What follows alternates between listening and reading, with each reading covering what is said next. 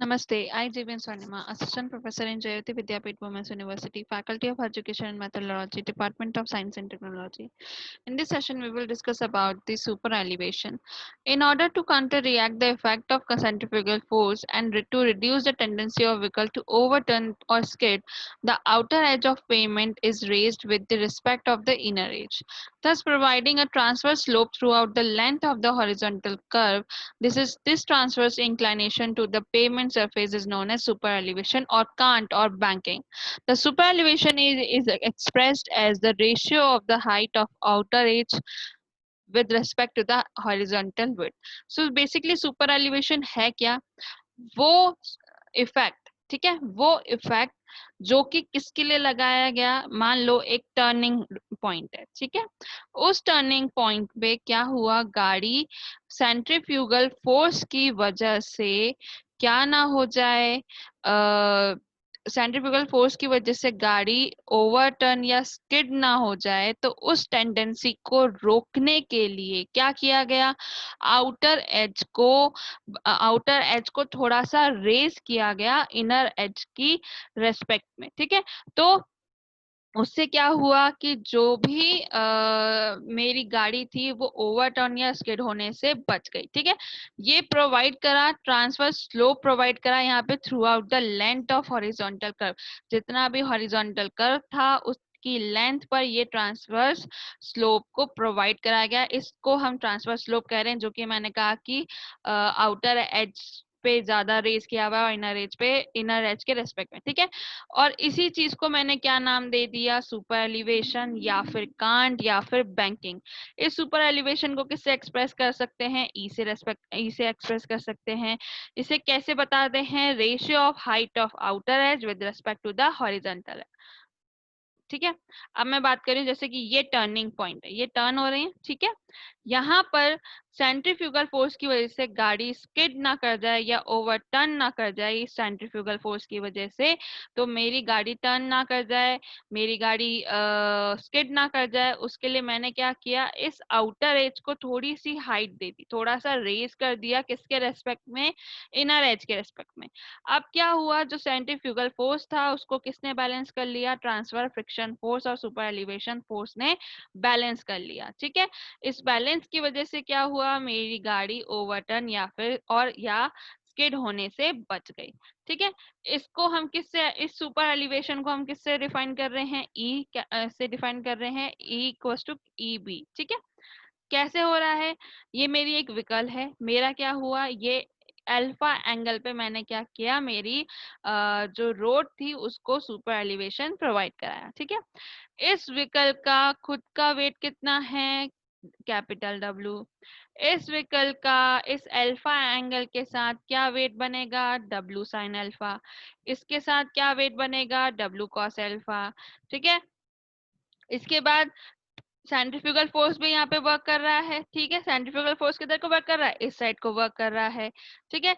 तो अब मेरा सेंट्रीफ्यूगल फोर्स क्या है, कैपिटल पी। इस सेंट्रीफ्यूगल फोर्स का इस अल्फा के साथ क्या होगा, पी कॉस अल्फा और पी साइन अल्फा, ठीक है। तो ये मेरा आ गया, ठीक है। अब इसमें कितना दे रखा है मेरे को, 1 इन ई दे रखा है मेरे को यहाँ पे, ठीक है। अब मैं इससे क्या करूंगी, इससे कैलकुलेट करूंगी सारी जो मेरी रिएक्शंस हैं उसको बैलेंस करके मैंने क्या किया, यहाँ पे इक्वेशन बना दी। अब मेरे को एनालाइज करना है सुपर एलिवेशन को, तो मैं कैसे कर सकती हूँ, the force acting on the vehicle while moving on the circular curve radius is speed r meter at speed of v meter per second are centrifugal force on weight of vehicle and frictional force, ठीक है। ये तीनों काम कर रहे हैं, मैंने यही कहा था, ठीक है। ये फ्रिक्शनल फोर्स जो वर्क कर रहा है, जैसे कि यहाँ पे बताया, सुपर एलिवेशन और ट्रांसफर फ्रिक्शन लोड, और कौन सा, सेंट्रीफ्यूगल फोर्स, ठीक है। तो मेरा क्या क्या वर्क कर रहा है, centrifugal, on weight of vehicle और फ्रिक्शनल फोर्स। सेंट्रीफ्यूगल फोर्स को हम कैसे बताते हैं, capital P equals to W V square upon G R acting horizontal outward through the centre of gravity, ठीक है। वेट कैसे कर रहा है, वर्टिकली डाउनलोड कर रहा है। फ्रिक्शनल फोर्स कैसे कर रहा है, डेवलप हो रहा है व्हील और पेमेंट के काउंटर एक्शन की वजह से ट्रांसवर्सली, ठीक है। तो अब मेरे पास क्या इक्वेशन बन रही है, W sine alpha plus F bracket में W cos alpha plus WV square upon GR sin alpha equals to WV square upon GR cos alpha. ये मेरे पास इक्वेशन बन रही है। इससे मैं क्या कर सकती हूँ, मैंने डिवाइड कर दिया cos अल्फा को बोथ साइड में, तो मेरे पास क्या बना, tan alpha plus f equals to, मैंने W भी यहाँ से सबसे कॉमन ले लिया और कट कर दिया, ठीक है। तो sin alpha upon cos alpha tan alpha, f इसको मल्टीप्लाई किया इससे W cos अल्फा से, cos alpha upon cos alpha cut हो गया, W तो मैंने पहले ही कट कर दिया, तो यहाँ पे सिर्फ क्या बचा, f बचा। इस f को मैंने इससे मल्टीप्लाई किया, W मेरा कैंसिल हो चुका है, V square upon GR sin alpha upon cos alpha tan alpha, ठीक है। तो f V square upon GR tan alpha. अब मेरे पास इधर क्या बचा, W कैंसिल हो गया है, V square upon GR cos alpha upon sin alpha क्या होता है, कॉट अल्फा होता है, ठीक है। तो मेरे पास ये बन गया। अब इसमें मैंने क्या किया, tan alpha plus f equals to इस वाले v square upon GR tan alpha को मैंने क्या किया, इस तरफ को भेज दिया। तो मेरे पास यहाँ पे क्या बन गया, v square minus GR 1 minus f tan alpha बन गया। ये tan अल्फा को ये tan अल्फा और ये tan अल्फा दोनों है, ठीक है। अब मैंने क्या कहा कि मेरा 1 माइनस एफ इक्वल्स टू क्या है, 1 minus 0.5 into 0.7 into 0.99, sorry 0.7 equals to 0.99 और अप्रोक्सीमेटली 1 है, ठीक है। तो tan अल्फा को मैं क्या बोल सकती हूँ, स्मॉल e बोल सकती हूँ, plus f equals to V square minus upon GR 1 minus F E बोल सकते हैं, ठीक है। कैपिटल आई यहाँ से निकल जाएगा, e प्लस f की वैल्यू कितनी हो जाएगी, उससे वी स्क्वायर अपॉन GR हो जाएगी, ठीक है। ये v स्क्वायर अपॉन GR मेरा किस में है, मीटर पर सेकंड में है, और r मेरा मीटर में है। v के AMPH में बात करूंगी तो 127 v स्क्वायर अपॉन 127 r हो जाएगा, ठीक है।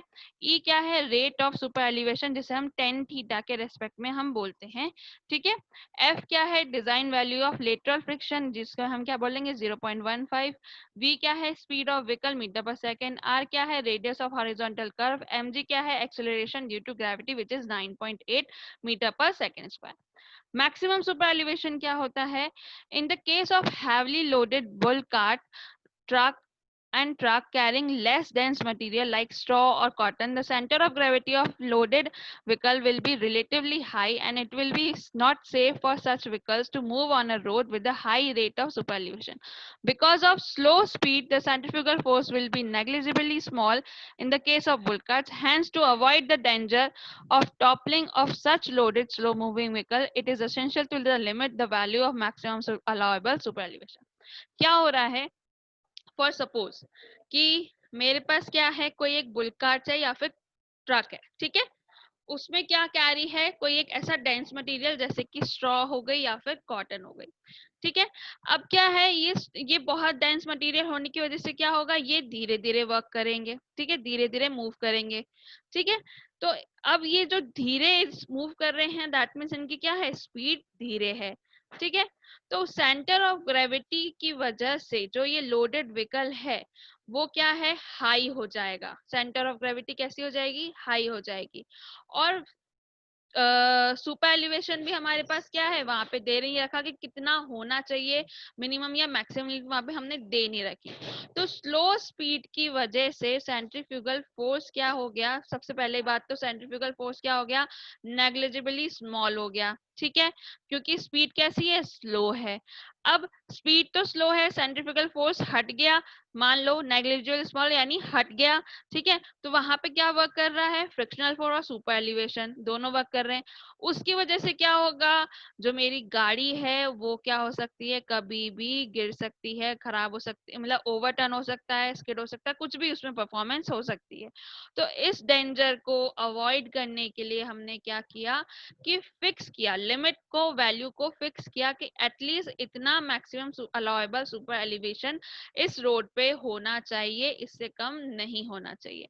इंडियन रोड कांग्रेस यानी आईआरसी ने क्या किया, फिक्स किया maximum limit of super elevation in plain rolling terrains, क्या किया, और स्नो बाउंड एरिया क्या बताया, 7.0% होना चाहिए। हिली रोड में क्या बोला, hilly road not bounded by snow, अब maximum super elevation up to 10%, वहां पे कितना होना चाहिए, 10% होना चाहिए। अर्बन रोड में कितना होना चाहिए, सिर्फ और सिर्फ 4% होना चाहिए, ठीक है।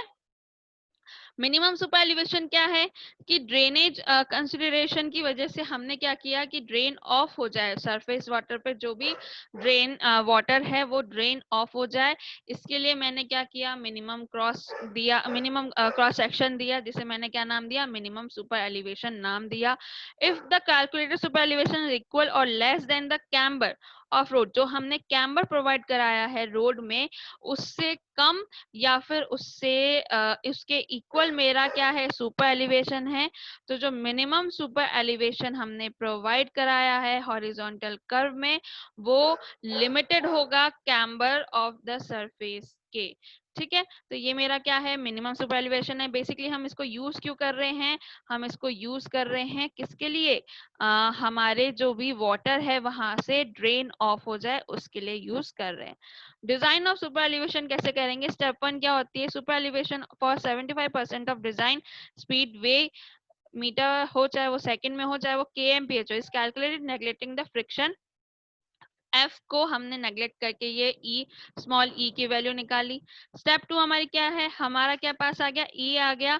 अगर वो E जो है वो लेस देन 7% या फिर 0.007 है, उसकी वैल्यू जो भी हमने ऑब्टेन किया, तो फिर हम क्या प्रोवाइड, हम उसको प्रोवाइड करा देंगे। अगर वैल्यू E की जो है स्टेप 1 में वो एक्सीड होती है 0.07 से, तो हम क्या करेंगे, मैक्सिमम सुपर एलिवेशन प्रोवाइड कराएंगे। मैक्सिमम सुपर एलिवेशन किसके इक्वल रखेंगे, 0.07 के, और प्रोसीड करेंगे स्टेप 3 और 4 पे। अगर नहीं होती है तो हम स्टेप 2 पे ही उसको स्टॉप कर देंगे, वही हमारा जो भी वैल्यू आएगी उसको हम क्या करेंगे, as a super elevation provide कर देंगे। स्टेप 3 क्या कहलाती है, जैसे 0.07 के इक्वल या फिर उससे ज्यादा होता है तो हमारी स्टेप 3 क्या आती है, हम चेक लगाते। ठीक है, check of coefficient of friction of developed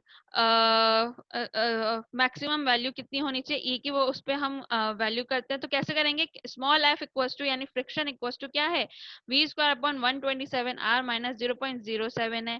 ठीक है, अगर मेरी जो वैल्यू है एफ की वो कैलकुलेट करी और वो कितनी आ गई, लेस देन आई 0.15 से, तो सुपर एलिवेशन जो है 0.07 वो सेफ होता है किसी भी जो भी डिजाइन स्पीड है उसके लिए।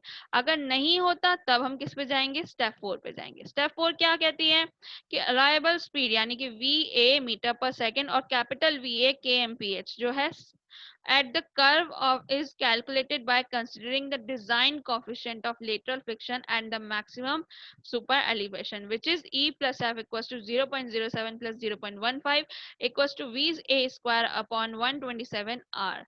The allowable speed as calculated above is higher than the design speed, than the design is adequate and the provided super elevation E is equal to 0.07.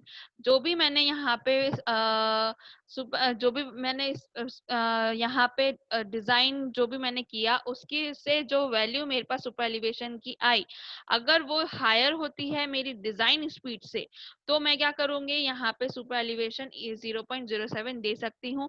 अगर मेरी अलाउएबल स्पीड लेस है design speed से, तो मैं क्या करूंगी, appropriate warning science वहां पे लगाऊंगी, स्पीड लिमिट रेगुलेशन साइंस लगाऊंगी, रिस्ट्रिक्ट कर दूंगी कि रेगुलेट स्पीड कितनी होनी चाहिए, और उसको क्या करूंगी, जो भी मेरी अलाउएबल स्पीड थी यानी VA KMPH थी उसको कैलकुलेट करूंगी, और उसको वो कैलकुलेशन जो भी आएगा वो वहां पे हर जगह एज अ वार्निंग साइन वहां पर क्या करूंगी, प्रोवाइड करा दूंगी। ठीक है, तो ये मेरा क्या था, सुपर एलिवेशन था। I hope you don't have any query in this session, but if you have then please mention in a comment box. I'll resolve it. This session is powered by Digital Version 2.0 Jayati Vidyapeeth Women's University. Thank you.